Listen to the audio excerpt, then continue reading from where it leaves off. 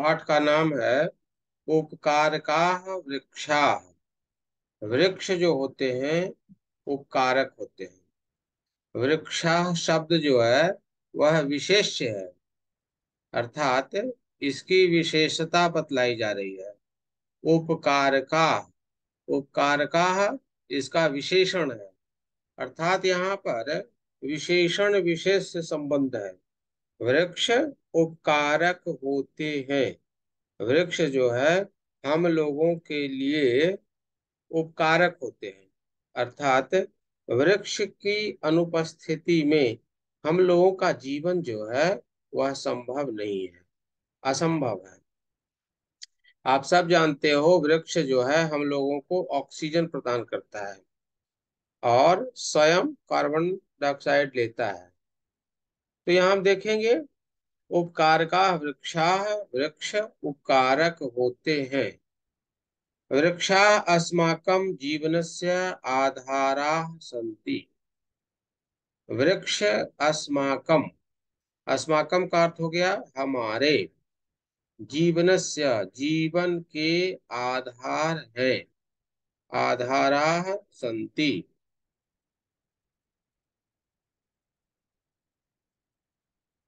आधार है। अस्माकम षष्ठी का बहुवचन है, अस्माकम हमारे, हमारे वृक्षा वृक्ष, जीवनस्य आधाराः जीवन के आधार है।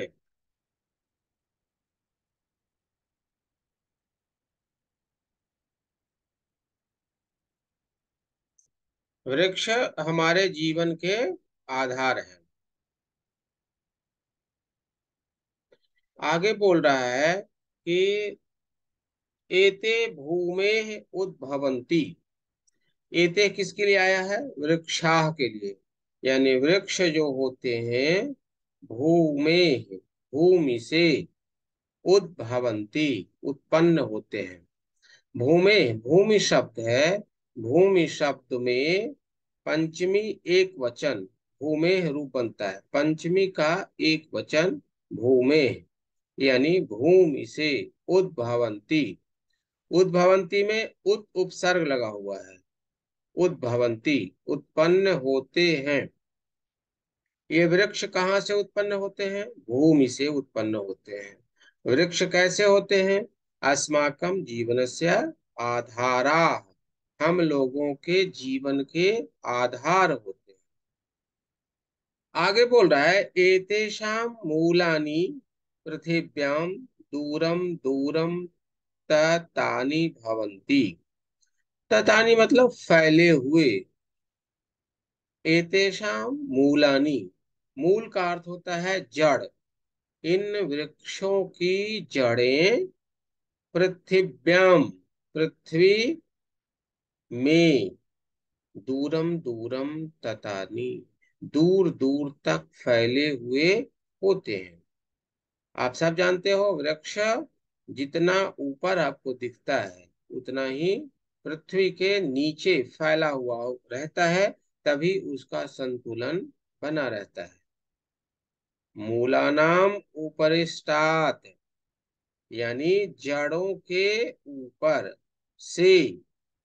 पंचमी का एक वचन है, मूला नाम षष्ठी का बहुवचन। षष्ठी विभक्ति, मूल का अर्थ हो गया जड़। मूला नाम उपरिष्टात, यानी जड़ से ऊपर का जो हिस्सा है वृक्षस्य, वृक्ष के प्रकांडः भवन्ति। तना, प्रकांड का मतलब होता है तना, अर्थात पृथ्वी के मूलानाम उपरिष्टात, पृथ्वी से ऊपर जो वृक्ष की जड़ होती है वह वृक्ष के प्रकांड कहलाती है। प्रकांडात यानी प्रकांड से। यहाँ पर भी सप्तमी, यहाँ पर भी पंचमी विभक्ति लगी हुई है। प्रकांडात शाखा उद्भवंती, यानी तना से शाखा उत्पन्न होते हैं। यानी शाखाओं की उत्पत्ति कहाँ से होती है? प्रकांडात, अर्थात तना से, तना से शाखा उत्पन्न होते हैं। शाखाभ्याः प्रशाखाः संभवन्ति, यानी शाखाओं से छोटी छोटी शाखाएं उत्पन्न होती हैं। यहाँ पर ध्यान देंगे, सबसे पहले मूलानाम उपरिष्टात्। उपरिष्टात् का मतलब मूल से ऊपर वृक्ष के प्रकांड होते हैं, तना होती है, तना से शाखाएं उत्पन्न होती हैं और शाखाओं से प्रशाखा संभव हो पाता है।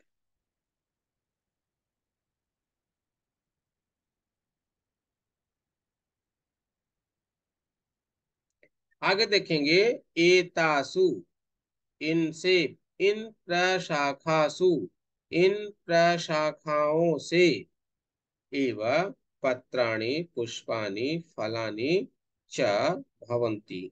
इन प्रशाखाओं से, प्रशाखासु सप्तमी का बहुवचन है, एतासु उसका विशेषण है।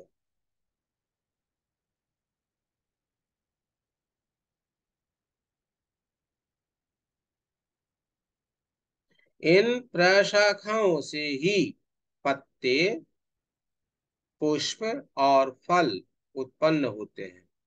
किससे? इन शाखाओं से।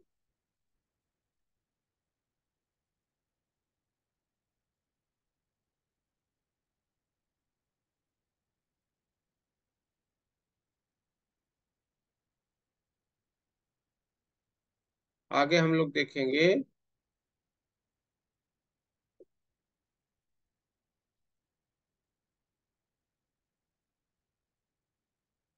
अब आगे है, पैराग्राफ चेंज कर देंगे। वृक्षा अपि, अपि का मतलब होता है भी, वृक्ष भी, वृक्ष भी आसमान एवं हम लोगों की तरह भुक्त्वा, भुक्त्वा कत्वा प्रत्यय लगा हुआ है, भूत्वा का मतलब होता है खा करके, पीत्वा च और पी करके, जीवंती जीवन यापन करते हैं, जीते हैं। कह रहा है कि वृक्ष भी असमान एवं हम लोगों की तरह भोक्त्वा पीत्वा च जीवंती, खाते हैं और पीते हैं, इस तरह जीवित रहते हैं।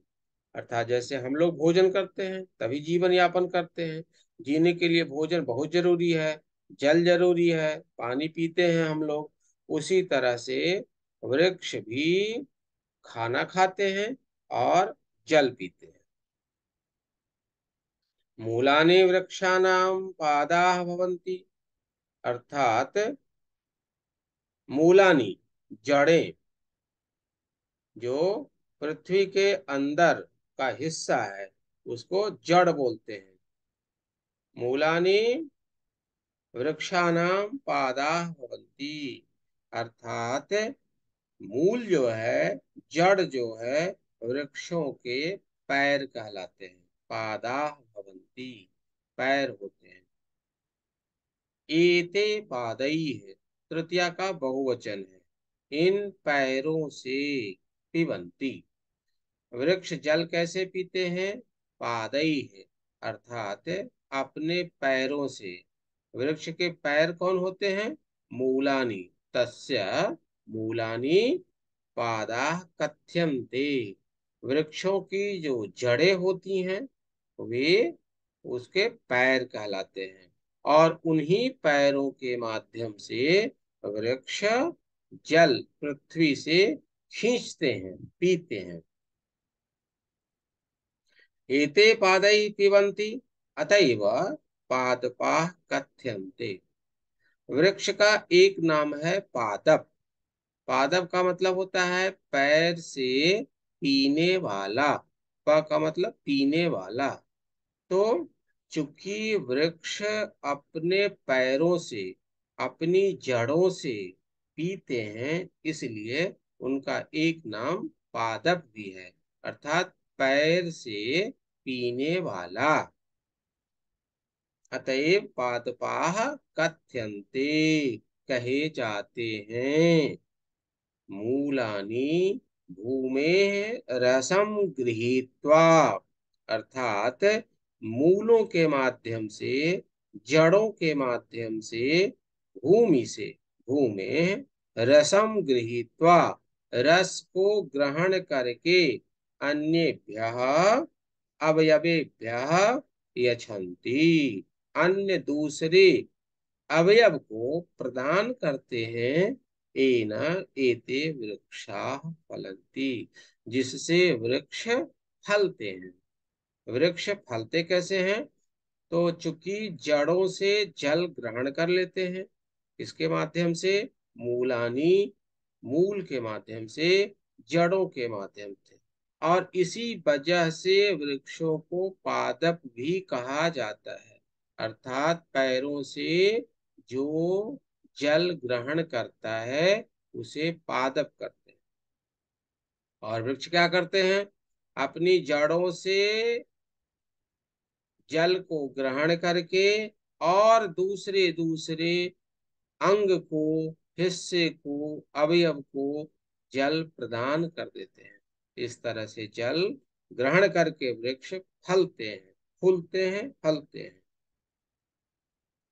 अवयवेभ्यः यच्छन्ति येनैते वृक्षाः फलन्ति।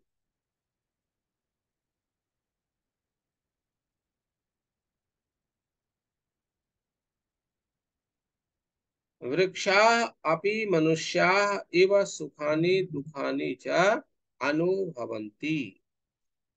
वृक्ष भी मनुष्याः इव, मनुष्यों की तरह,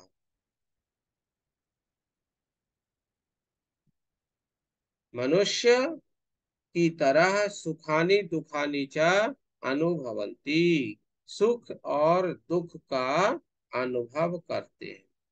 जैसे हम लोग सुख और दुख का अनुभव करते हैं, उसी तरह से वृक्ष भी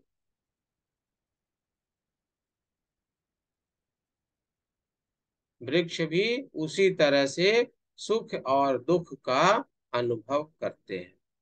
हम लोग को भी सुख और दुख का अनुभव होता है, उसी तरह से वृक्ष को भी सुख और दुख का अनुभव होता है। वृक्षाः अपि मनुष्याः इव सुखानि दुखानि च अनुभवन्ति। एतेषु अपि प्राणाः भवन्ति। एतेषु अपि, इन सबों में भी प्राणाः भवन्ति, प्राण होते हैं। जैसे हम सब में प्राण होते हैं, जीवन यापन करते हैं, तो हम लोग के अंदर जो है प्राण रहता है, शरीर के अंदर। उसी तरह से इनके अंदर भी प्राण रहते हैं। एतेषु, एतेषु में सप्तमी का बहुवचन, अर्थात इन सब के अंदर भी प्राणा भवन्ति, प्राण होते हैं। अतएव एते प्राणिनः इव, इस तरह से ये भी प्राणियों की तरह जायन्ते, जन्म लेते हैं, वर्धन्ते, बढ़ते हैं, म्रियन्ते च, और मर जाते हैं। हम लोगों की भी यही तीन स्थिति है: जन्म लेना, जीवन यापन करना, और मृत्यु को प्राप्त कर जाना। तो वृक्षों के साथ भी यही तीन स्थिति रहती है। जायन्ते, जन्म लेते हैं, वर्धन्ते, बढ़ते हैं, यानी बड़ा होते हैं, तत्पश्चात म्रियन्ते च, तत्पश्चात मृत्यु को प्राप्त हो जाते हैं। अर्थात आप सब ये समझें कि वृक्षों की भी आयु होती है। जिस तरह हम लोगों के अंदर आयु होती है, उस तरह उनके पास भी आयु होती है। अंतर अब बता रहा है, परंतु एते अचरा सन्ति, परंतु ये सभी अचर होते हैं। अचर, चर मन होता है चलने वाला, और अचर यानी नहीं चलने वाला। वृक्ष अपनी जगह बदल नहीं सकते हैं, जैसे हम लोग अपनी जगह बदल लेते हैं। कुछ देर पहले हम लोग स्कूल में थे, स्कूल से आप लोग घर चले गए, अपनी जगह बदल दिए। फिर कुछ देर बाद बाजार जाएंगे, मंदिर जाएंगे, लेकिन वृक्ष हम लोगों की तरह अपनी जगह से इधर उधर नहीं हो सकते। अर्थात एते खग मृग जलचर नराह इव न चरन्ति। कह रहा है कि अर्थात ये वृक्ष खग की तरह, पक्षी की तरह, मृग की तरह, जलचर, जलचर यानी जल में चलने वाले की तरह, नराह इव और मनुष्यों की तरह नहीं चलते हैं। अर्थात ये सभी एक ही जगह पर स्थिर रहते हैं।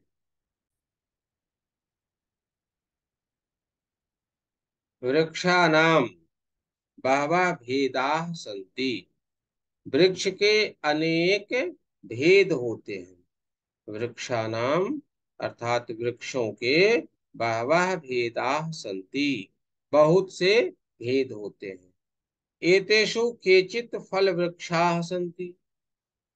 इनमें से कुछ वृक्ष फल वृक्ष कहे जाते हैं, अर्थात हम सबको फल प्रदान करते हैं। अन्य च पुष्प वृक्षा भवन्ति, और कुछ पुष्प वृक्ष होते हैं, अर्थात फल नहीं देते हैं, सिर्फ फूल देते हैं, पुष्प देते हैं। वृक्षा पर्यावरणम संतुलितम कुर्वन्ति। वृक्ष जो है वे पर्यावरण को संतुलित करते हैं, संतुलितम कुर्वन्ति। एते वर्षायै, ये वृक्ष वर्षा के लिए अपि भी सहायकाः भवन्ति, सहायक होते हैं। वृक्ष वर्षा जब होती है तो इसके पीछे कारण होते हैं वृक्ष। वृक्ष का होना वर्षा के साथ जोड़ करके देखना चाहिए। जहाँ वृक्ष की कटाई होती है वहाँ वर्षा भी कम होती है। एते वातावरणम स्वच्छम कुर्वन्ति। वृक्ष जो है वह वातावरण को स्वच्छ करता है। वृक्षा पर्यावरणे, वृक्ष जो है पर्यावरण में प्रसृतान, प्रसृतान का मतलब होता है फैला हुआ,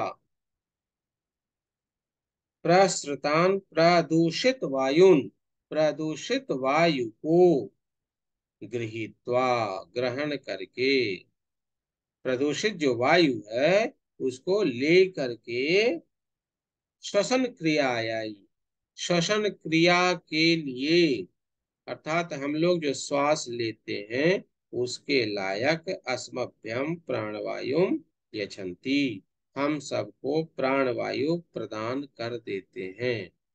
इसका अर्थ क्या हुआ कि वृक्ष जो है हम लोगों के द्वारा छोड़े गए कार्बन डाइऑक्साइड को क्या करते हैं, ग्रहण कर लेते हैं, और ऑक्सीजन श्वसन क्रिया, यही श्वसन क्रिया के लायक हम लोगों को प्राणवायु यच्छन्ति। यच्छन्ति यहाँ क्रिया है, किसके लिए आई है, वृक्षा, वृक्ष के लिए आई है।